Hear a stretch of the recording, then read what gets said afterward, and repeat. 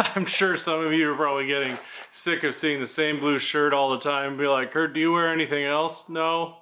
My wife even gets annoyed when I wear this. Hello everyone and welcome to the end of the year wrap up on everything that happened on the Ford Explorer ST in 2023. I cannot believe what a monumental year this has been for our Explorer. All right, so just picked up my packages from Ship Happens. We've got here the ProCal Racing and the launch control from Lethal Performance. If you told me at the beginning of 2023 this would happen, I could not foresee it. We put the power back in Ford Performance, baby, with a Ford Performance tune coming up right now. We have this uploaded. Now let's go and connect it back to the car, turn the ignition on, and let's flash this thing. What a shock that was. I cannot believe it. So what happened was halfway through 2022, I met some people. Hey, you drive that crappy Durango? Yeah. At the track, the Durango Hellcat that you saw me race and beat in the video, and apparently 20,000 other or 50,000 other people saw because somebody else covered that video, and I'll get to that later. Put me in touch with a guy that a lot of you guys know in the Ford Explorer community named... I'm Theo. I have a 2020 Ford Explorer ST right there. It's got upgraded hybrid turbos. It's running an E-Blend E30 right now, and it's tuned by ZFG Racing. The best quarter mile at the drag strip is 11.01, and on draggy it's then 1096, but I haven't been to the drag strip yet this year. He had one of the fastest Explorers in the world to a certain point, and then Kevin took over. Actually, I don't know if this is all true, I'm just speculating, but he did have the fastest Explorer in Canada, and his fastest time was a 10.89. He showed me some videos, he started sending stuff over, and when I started talking to my wife, I said, hey honey, what do you think?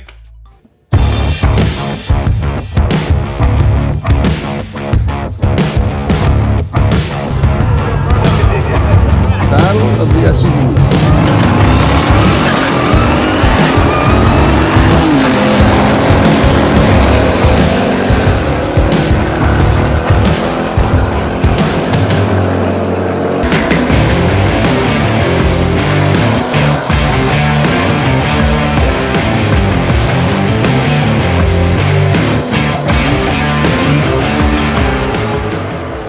She really liked the fact that he beat a Trackhawk and a Hellcat Durango and was intrigued. And much to my surprise, she said, let's go for it. And she was happy, well, I wouldn't say happy, but she was okay with us going into a little debt to get this Explorer to where it is today. But along that road, it was a very difficult road. We installed some injectors into the car, and this is where things went south. Theo's vehicle was at a performance shop in town, and my vehicle was here in Chilliwack, which is about an hour and a half drive away. So on my way into work in the morning, I had to drive my race car, or my electric Camry as I like to call it, and I would have to bring stuff to Theo to swap over, and this is where you guys started to see stuff like the intake coming in and other stuff coming in, and along the way Theo didn't realize that he was missing his injectors, and so we had to swap injectors. So at this point, I'd not really downed the Explorer to the point where we couldn't drive it for a while until this point when we needed injectors. So being me, I started tearing into it, and you know how the feeling is when you rip into a brand new vehicle. You're like, what am I doing? Well, that's what I felt like going through this process. I swapped over first the fuel pump so that they could do that, and then I found out, yeah, I have to do the fuel rail and the fuel injectors. So, well, it's actually just the fuel injectors. I didn't need the rails. And then taking it apart, I didn't know how fussy these retainers were, And when I went to hand over the injectors to the performance shop, I didn't realize, but like, because I took 2 of the retainers off, well, they had to replace them. However, they didn't. In order for them to get Theo's vehicle working, they ripped the retainers off all 6 of the injectors that I needed, basically rendering them useless. If you guys ever run into this issue, this is how I started my parts website back in March, because I had found these retainers. And I was like, man, I'm not gonna let the community be in the same position I ever was and make sure these retainers were possible. This turned into a 6-week painful process, and the performance shop didn't want to take any responsibility. I'm gonna insert a video right now that I've never shown anyone, and this is what Theo's vehicle showed up with. The fuel pump was actually loose on top of the engine. It was an absolute mess. I have an Explorer here. Is that my Explorer? No. How do we know it's not my Explorer? Let's go for a walk, shall we? There's my Explorer. It's up on a hoist. Well, I posted something a little while ago that I retracted about a shop underperforming. And what do I mean by underperforming? They worked on my friend's Explorer. It came in on a tow truck, it left on a tow truck. It showed up at my house, and now we get to deal with a couple issues. This is the coolant line. It is not anywhere in here. I explained to him that this Explorer, I sent over 6 injectors. 2 of those injectors were missing retainers. I was told by the shop they took retainers off of other injectors, installed them onto these injectors, installed them in the car. When the owner of this vehicle picked up the Explorer, it overheated, and after driving back, it smelled like fuel. It wasn't right away. And then I told him, the owner, well, not the owner, one of the management team, that this is what happened. He blasted me back saying that's not possible. We ran it for 2 hours. And then he tried phoning the guy that had the work done. He also explained to me that because I'm not a customer, even the customer is the owner of this vehicle, that's it. But the problem is, when you take the injectors out of this car and you damage them and then give them to me like there's no issue, that's an issue. Secondly, when you find that injectors have what he is calling damage, which injection companies are calling damage, then you should fix it properly, not use somebody else's seals. Now, I have to take the intake off and I will pressure test the fuel system to make sure that we're good, because this fuel system runs at 3,200 PSI. The other thing is, when I drove this Explorer around the block just to do a test drive, the wheel alignment was out. Why is the wheel alignment out? Because they took the subframe out to put in parts. If you do that as a shop, should's a bad word. You have to align these vehicles, any vehicle for that matter. It throws the alignment out. Now I've got a vehicle that the alignment is out on. So I'm gonna do my due diligence to make sure that my friend's Explorer is okay. So this is going forward straight. Well, this is me backing up in a straight line. This is the vehicle going back in a straight line. This is his wheel. This is how it's going, okay? If I go straight here, I'm going off onto the side. You see that? I'm going off to the side. I'm gonna hit my garbage cans. This wheel being straight is running me into the side of my stuff here. Oh my goodness, please tell me there's not an exhaust leak as well. For the love of all things Pete. There was some ticking noise in the front of the engine. It sounded bad. Now we're gonna find out what it is. There's also a potential for exhaust leak, so we're gonna go ahead, we're gonna start the engine, and I'm gonna show you guys what that ticking noise is the front. I'm pretty sure we know exactly what it is.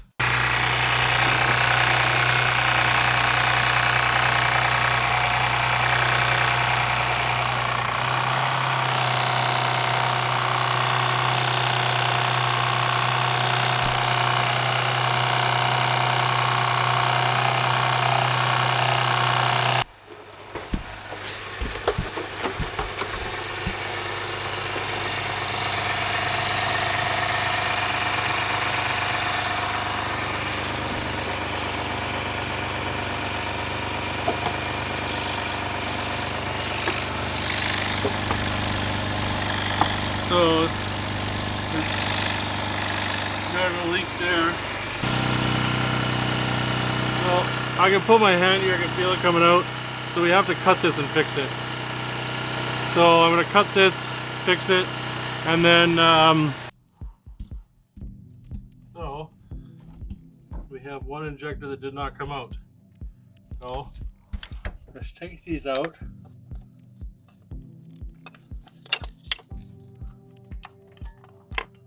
Oh yeah. Oh, two. Nice. They tried to reuse the retainers. You see these blue things in the very end there? Yeah.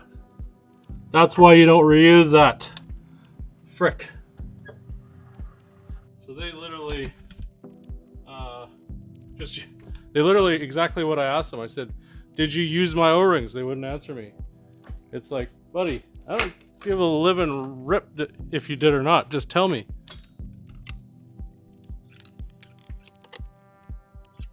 I need something a little bit more. I want to damage these O-rings.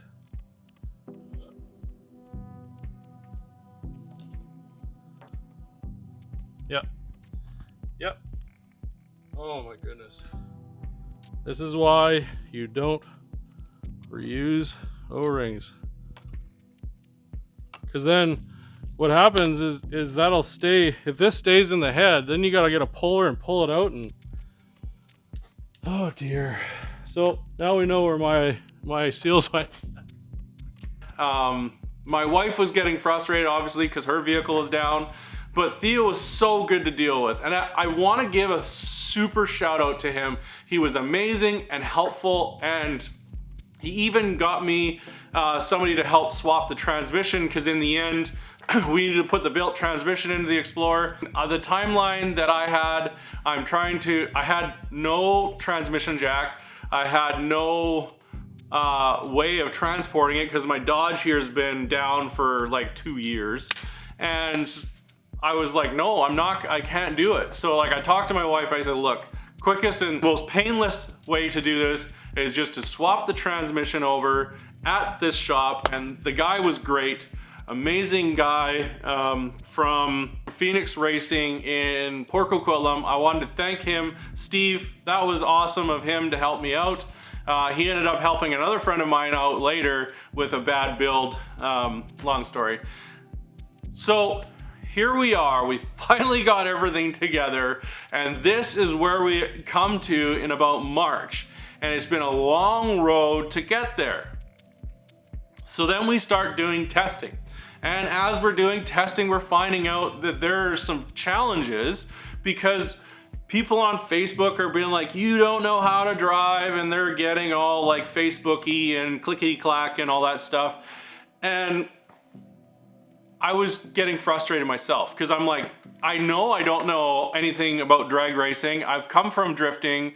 I've come from other motorsports, but drag racing, I don't know this. And I'm gonna be honest, I've never said I've been a drag racer. I literally, the last time I drag raced was probably almost 20 years ago. So this experience was all new to me. And of course, I took a lot of this on myself and expected that a lot of this issues were me. So we kept doing data logging, we kept doing other things, and towards the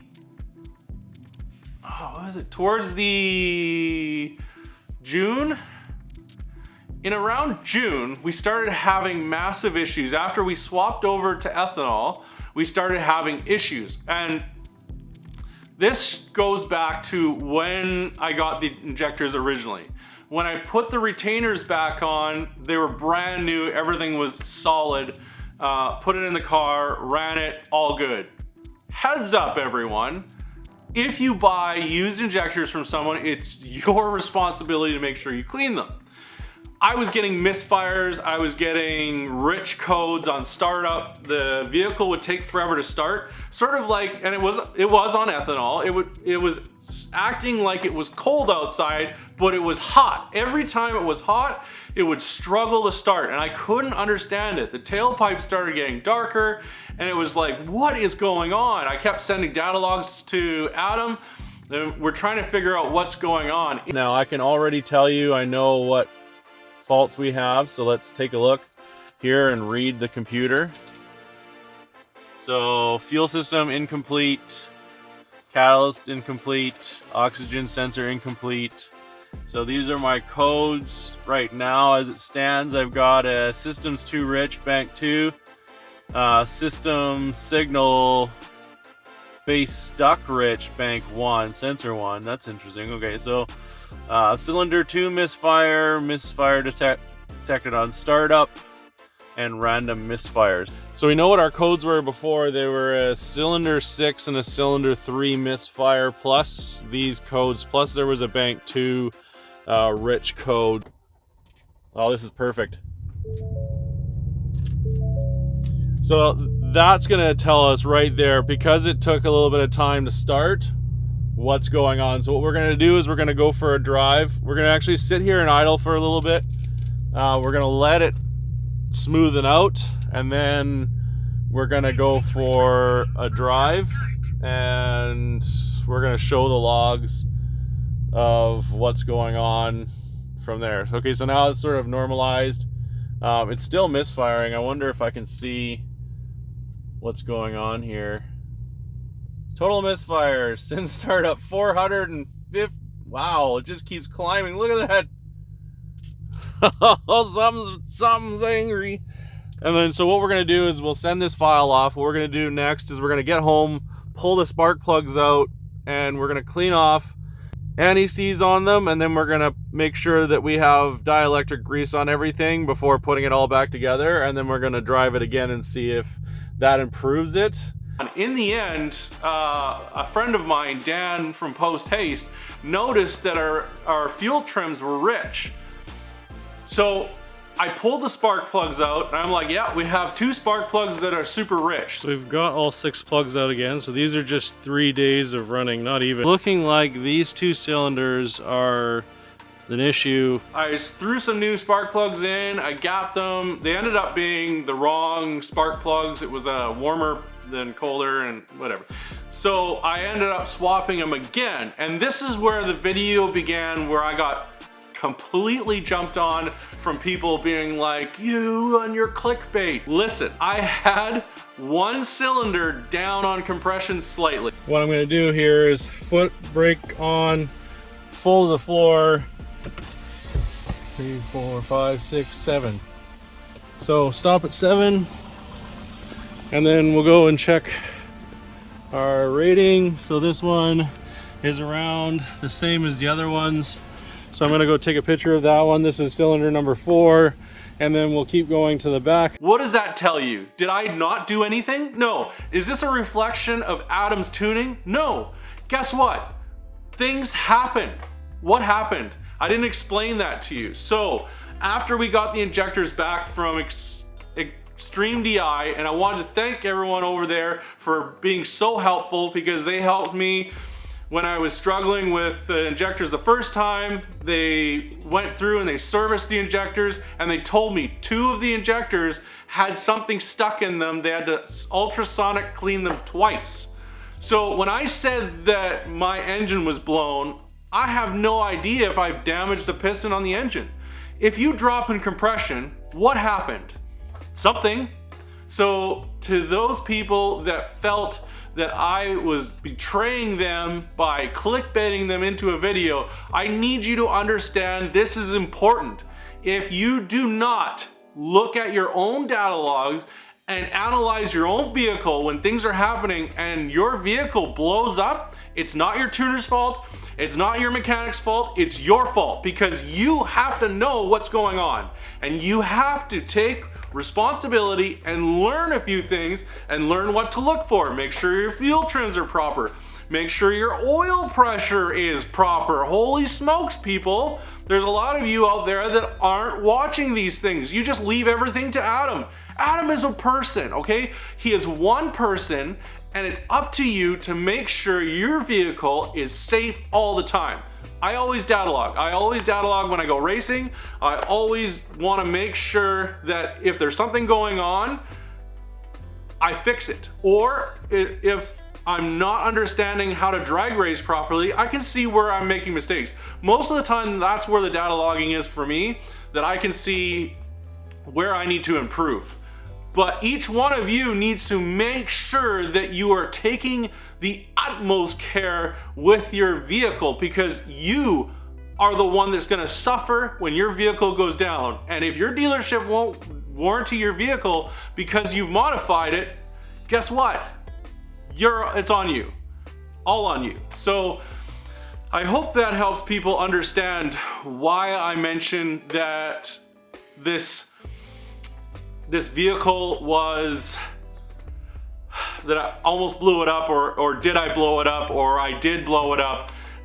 Those are a few of the different titles of the video, and I understand where people are coming from, but next time, take the time to watch the whole video. If I really have a clickbait title, there's a specific reason, and it's not to make everyone watch it and increase my views. That's just a bonus. But it's to bring something to light. It's to show people something specifically around this video that they need to know. Speaking of another clickbait video, so the owner of this car, Kurt, has done immense things under the hood, and he's got a long way to go to reach his goals. So we're gonna talk to Kurt, we're gonna have some fun, we're gonna see how quick an Explorer ST can get.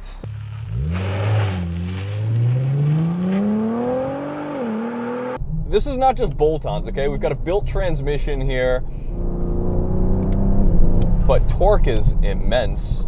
Kurt's goal is to beat a Durango Hellcat in the quarter mile, actually, which is quite a tall order.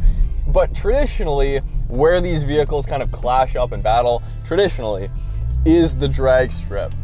When we went to start building this thing to beat Hellcats, and there were a lot of people that got mad in the comments and were like, you're never gonna beat Hellcats.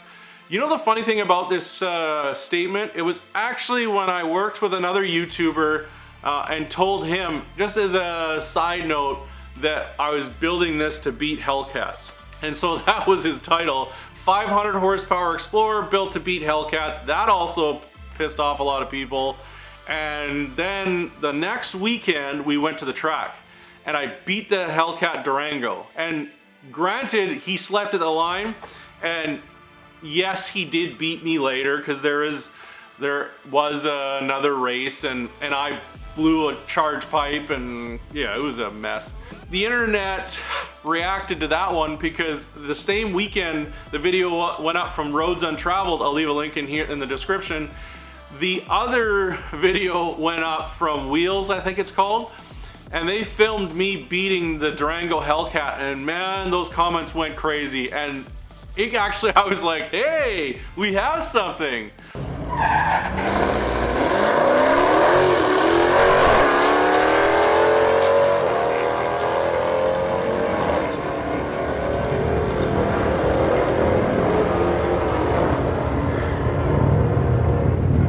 So that's the goal of this season, was to beat stock Hellcat Durangos, but I just said stock Hellcat, or I just said Hellcats in general.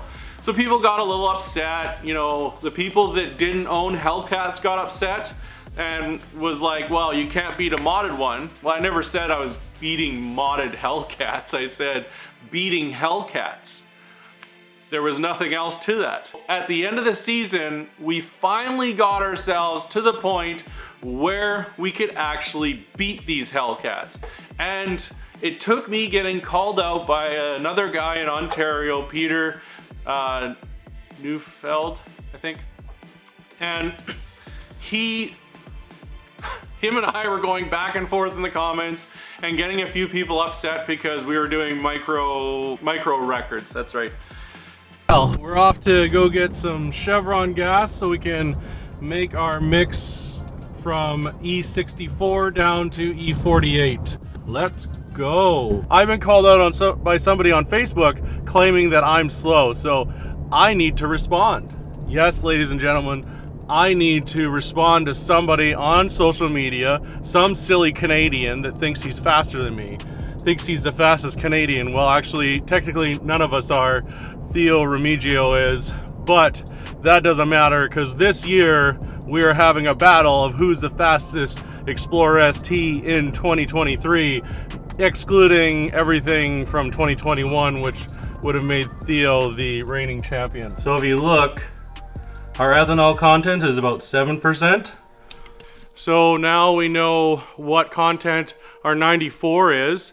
It's finally now having ethanol content, which is gonna mess with our numbers slightly. When we're adding 24 liters of 94, it's actually higher, I guess, content level. Anyways, now we know we can be careful of what we're putting into the tank. We're gonna have to recalculate a few things and go from there.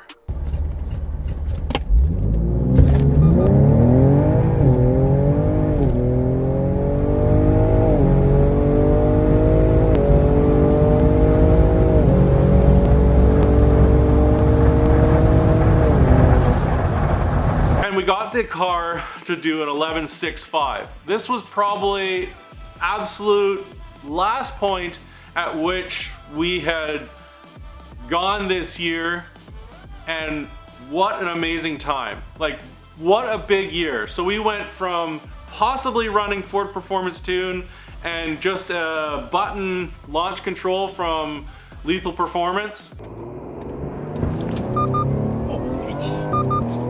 Well, that's way more than before. It's never spun the tires like that before. We're back here at Racing Greed with the Explorer behind me with the Performance Tune from Ford. When I spoke to Ford on the phone, they never tested E30. The highest they tested was 93. With Ford Performance on 93, we were at 362 horsepower, 414 foot-pounds of torque. The Ford Performance Tune on E30 was 384 horsepower and 430 foot-pounds of torque. It was 60 horsepower gain and 57 foot-pounds of torque. That's pretty incredible. That's much higher than Ford's advertised 30 horsepower. To all the way 500, over 500 horsepower, over 500 foot-pounds of torque. We're back at Racing Greed. We're here to see if the Ford Explorer can beat its last time, what it does on ZFG E50 tune with DMS.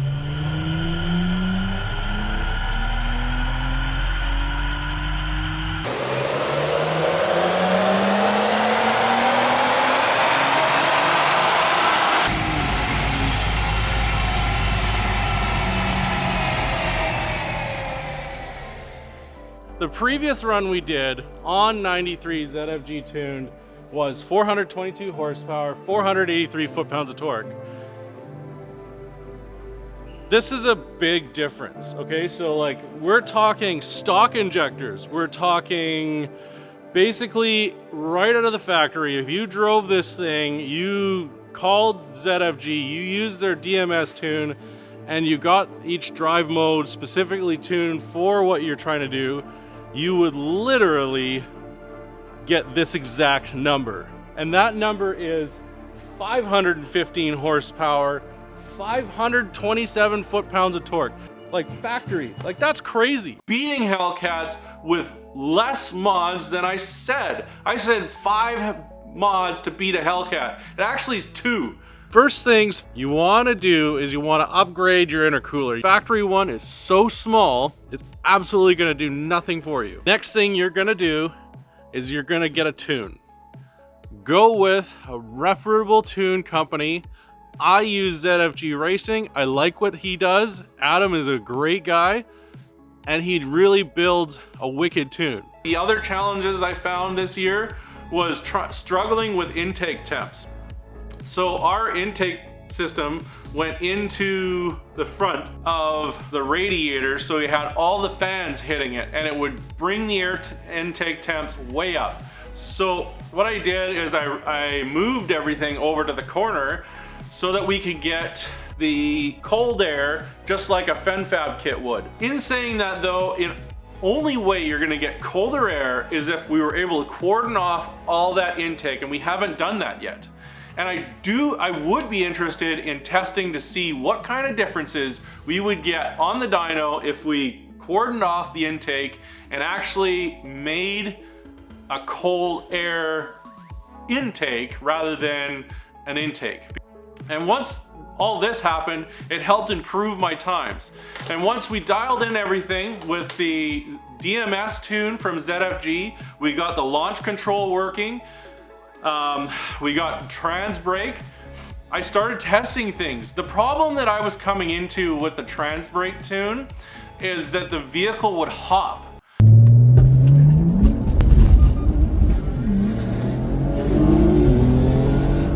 If your vehicle hops, you're definitely gonna break something. So then I started working on trying to figure out, how do we fix this? How do we fix the wheel hop? Well, people like FenFab and Steeda came out with products. Unfortunately, FenFab came out with some things after I had already started purchasing a bunch of things. However, they do have a new release product.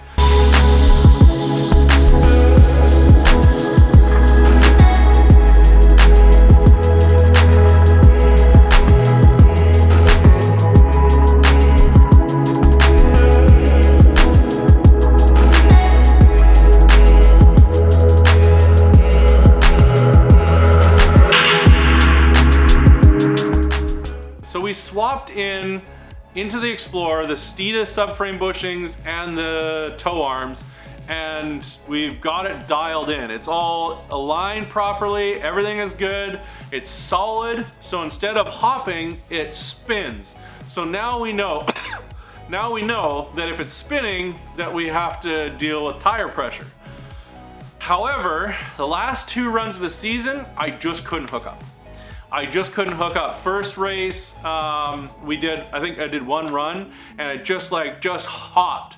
And then we went back the following event, and I swapped to winter tires to try to see if that worked. Yeah, that was an abomination. Oh, it's still spinning.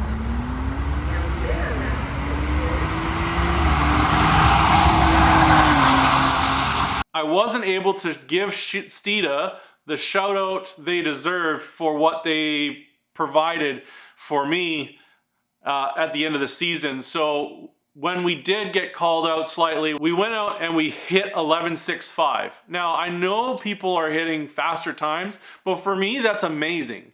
11.65. That means for me as a driver, I'm getting better.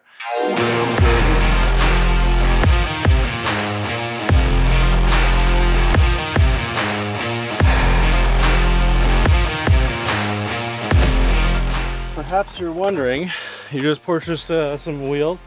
They've shown up at your place, and you're like, but there's only 4 boxes. I ordered the wheel covers. Well, this is where they go.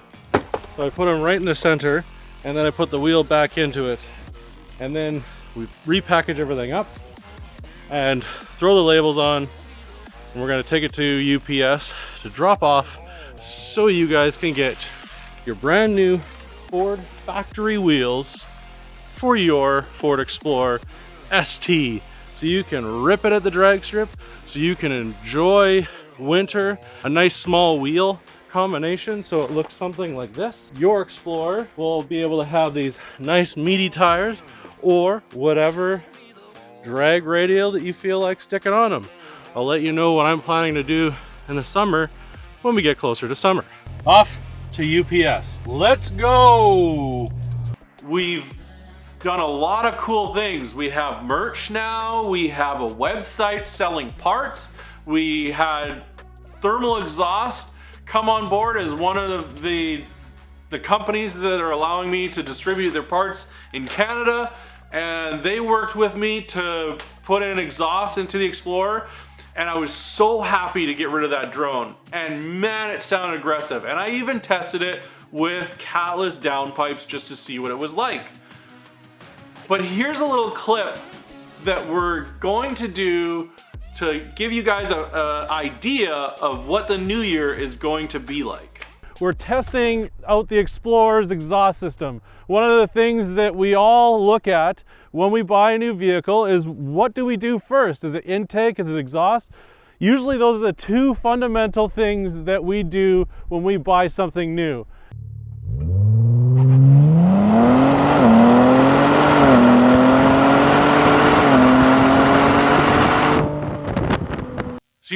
that's kind of loud, right? Well, this is the testing that we're doing. We're doing a before and after test. We haven't completed the video yet. Marcus from Roads and Travel is working with me on this one. It's going to be a cool video. However, I was slow and Marcus had a week and he's like, hey, let's do the video. You put the exhaust on and let's go back out there. But the problem was I didn't have all the parts. When I swapped stuff over with Theo, one of the things he needed was a hanger for the exhaust, and I had to wait like 3 weeks from eBay for it to show up because it's not available from Ford online. So it is what it is. That's been the year that we've had in 2023. We've gone from stock at 360 horsepower or 340 horsepower all the way up to 513 horsepower, 530 foot-pounds of torque. And realistically, I have to go back to the dyno now that I have the DMS tune dialed in before we put the turbos on and do a 93 ZFG DMS run and a E50 run with the exact fuel that we've been running to get the really good times, because I want to showcase what Adam's done properly, because I do have a 93 dyno run, but it's not the race 93 on DMS, which we have now. But what is coming up for this year? I'm glad you asked. We had something show up the other day, and you're like, what's that, Kurt? That's it. There's a sensor in there and everything.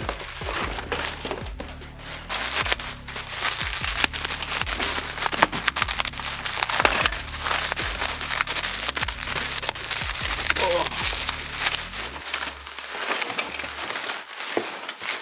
All right.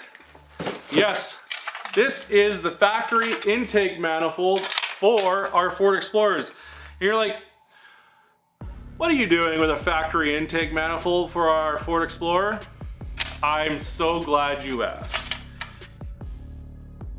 I'm changing it. Just like the turbos, yes, you're gonna have to wait to see what I'm doing with the factory intake. Or is it factory? Find out later this season on South Down Garage. If you guys have not already done so, please subscribe right now. If you like this video, hit the like button. Consider supporting us. This will help us make cool content, like buying an intake manifold brand new for whatever reason, and to bring you better content this year.